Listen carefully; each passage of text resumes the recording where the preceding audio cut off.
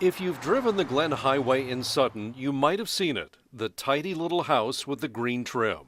It has a gorgeous view of the mountains.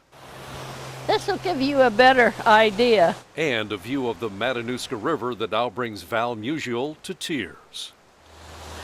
And I tell you, when I go to bed at night, if I hear something strange, I jump up out of bed and go look to see what disappeared.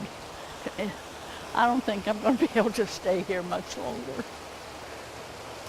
It scared me to death.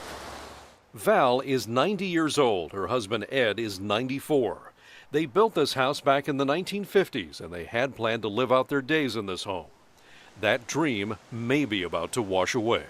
We don't want to live here, Mike. We started this place in 1952, and we did all this work ourselves.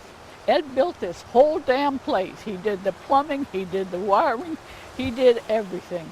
He did a lot of work here that should have been done with a machine, but we didn't have money, so he did it with his back.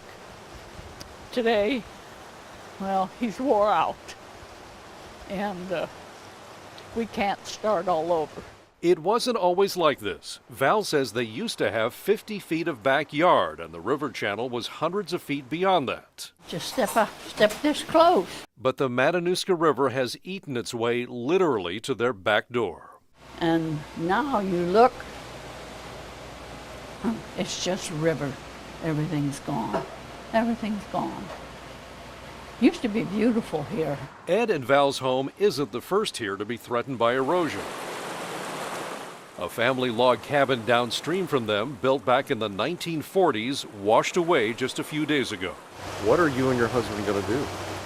Well, we pray a lot, that's for sure. Val and her husband are angry that more hasn't been done to help them and other people living along the river. They say dikes built back in the 80s collapsed, and the rush of water made the erosion worse.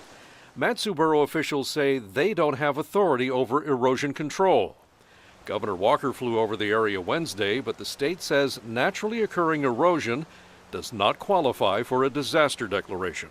It's a very sad situation. We understand that.